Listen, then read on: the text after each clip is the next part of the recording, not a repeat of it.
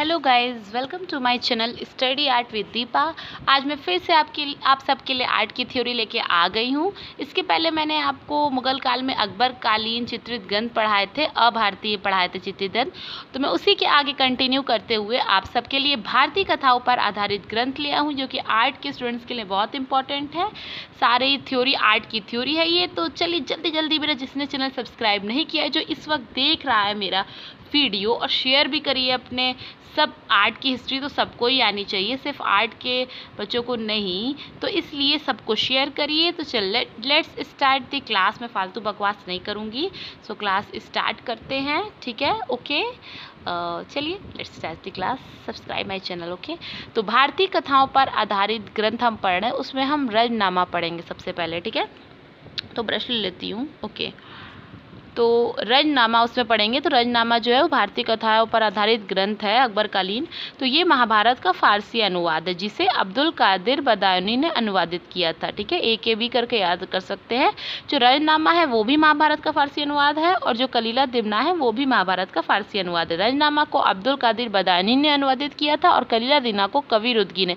तो ये आपको दोनों जो है वो अच्छे से याद रखना है कि दोनों जो है वो महाभारत का फारसी अनुवाद है, और रजनामा को अब्दुल कादिर बदायूनी ने अनुवादित किया था, और कलीला दिमना को रवि रुदगी ने, ठीक है? और रजनामा का जो है वो 169 चित्र। कितने चित्र हैं रजनामा में? 169 चित्र हैं। और कितने भागों में है? 3 भागों में, ठीक है?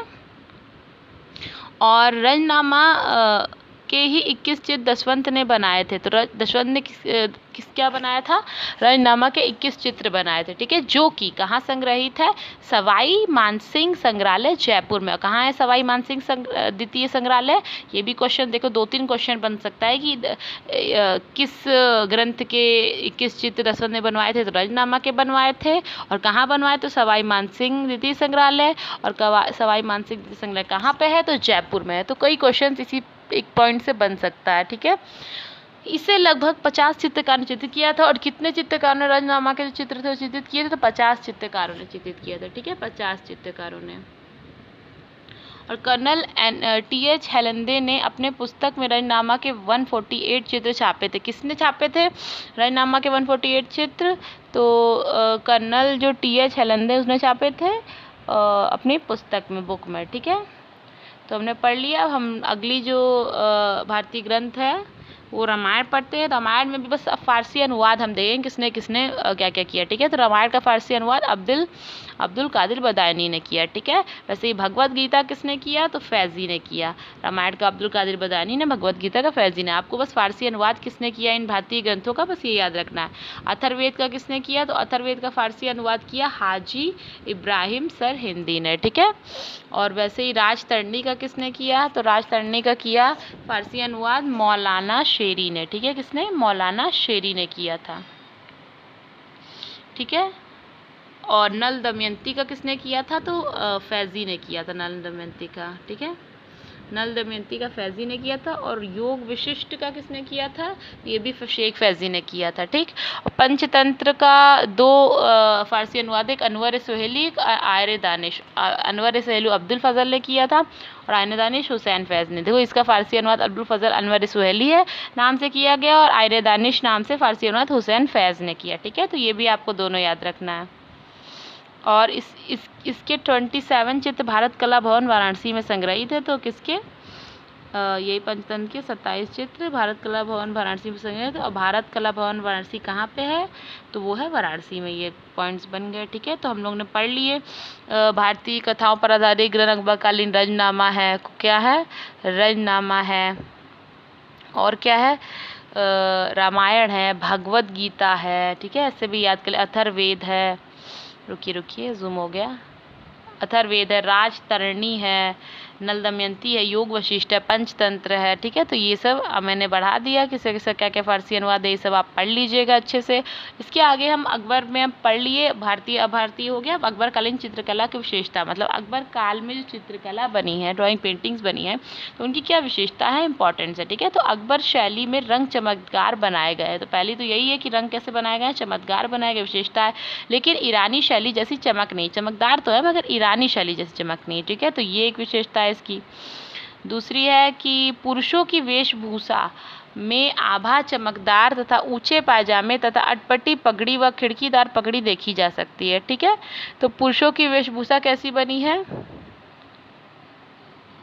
एक सेकेंड, हाँ, पुरुषों की वेशभूषा में आभा चमकदार बनी है, ऊंचे पायजामे, अटपटी पगड़ी व खिड़कीदार पगड़ी देखी जा सकती है। तो ये हो गया।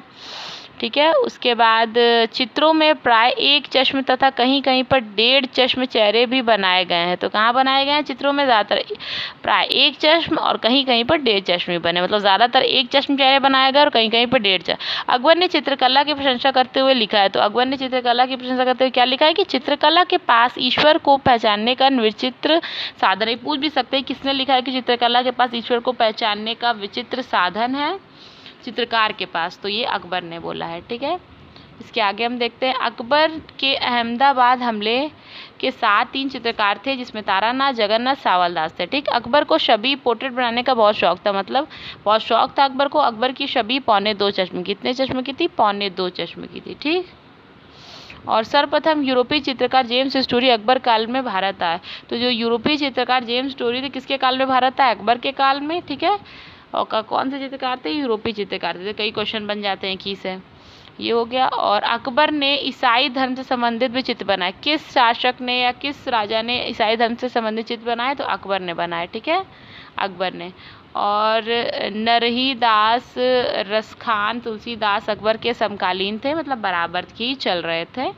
ठीक है, काम कर रहे थे। और मुगल चित्रकला की चित्र शैली का आरंभ अकबर के समय में माना जाता है। तो पूछ सकते हैं कि मुगल चित्रकला की चित्र शैली जो है उसका आरंभ किसके समय माना जाता है, तो वो अकबर के समय ही माना जाता है। ठीक है, ये हो गया। और अब पढ़ते, अकबर के काल में अकबर द्वारा स्थापित आगरा की चित्रशाला में प्रति सप्ताह प्रदर्शनी का आयोजित होता था। मतलब जब अकबर का काल था, जब अकबर राज कर रहे थे, तो उनके आगरा की चित्रशाला उन्होंने रखी थी, जिसमें हर हफ्ते, प्रति सप्ताह लिखा है ना, हर हफ्ते प्रदर्शनी यानी एग्जीबिशन आयोजित होती थी, पेंटिंग्स लगती थी। ठीक है, और राय कृष्ण के अनुसार अकबर के काल में लगभग 20,000 चित्र बनते हैं। और राय कृष्ण कहते हैं, उनके अनुसार नहीं होता किसी के अनुसार, तो राय कृष्ण कहते हैं कि अकबर काल में लगभग 20,000 चित्र बने। कितने चित्र बने, तो 20,000 चित्र किसके अनुसार बने हैं, अकबर के काल में, राय कृष्ण अनुसार। और अकबर ने मोहम्मद हुसैन कश्मीरी को ज़ेरी कलम की उपाधि दी। पूछा जा सकता है कि ज़ेरी कलम की उपाधि किसने किसको दी थी, तो अकबर ने दी थी मोहम्मद हुसैन कश्मीरी को। तो ठीक है, आज हमने ये सब पढ़ लिया है, आज हमने ये सब पढ़ा है, तो आज हमने ये सब पढ़ लिया है, जितना मैंने आपको पढ़ाया अच्छे से पढ़ लीजिए। तो हमारा ये अकबर कालीन चित्रित ग्रंथ जो है वो अकबर काल ख़त्म हो गया है। इसके आगे मैं आपको जहांगीर पढ़ाऊँगी। मुग़ल काल का मैंने आपको अकबर पूरा ख़त्म कर दिया है, सारे चित्रित ग्रंथ अकबर के बारे में विशेषताएं सब बता दी हैं। तो नेक्स्ट क्लास में मिलेंगे, और मेरा चैनल सब्सक्राइब कर लीजिए। तो मिलते हैं नेक्स्ट क्लास में, तब तक आप ये अच्छे से पढ़िए, रिवाइज़ करिए। आर्ट के बच्चों के लिए बहुत इंपॉर्टेंट है। So thank you so much for watching.